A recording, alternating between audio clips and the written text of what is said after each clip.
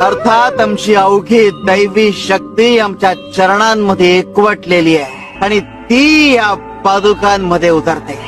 या चरणांनी धारण केलेल्या पादुका म्हणजे आमचं सत्व.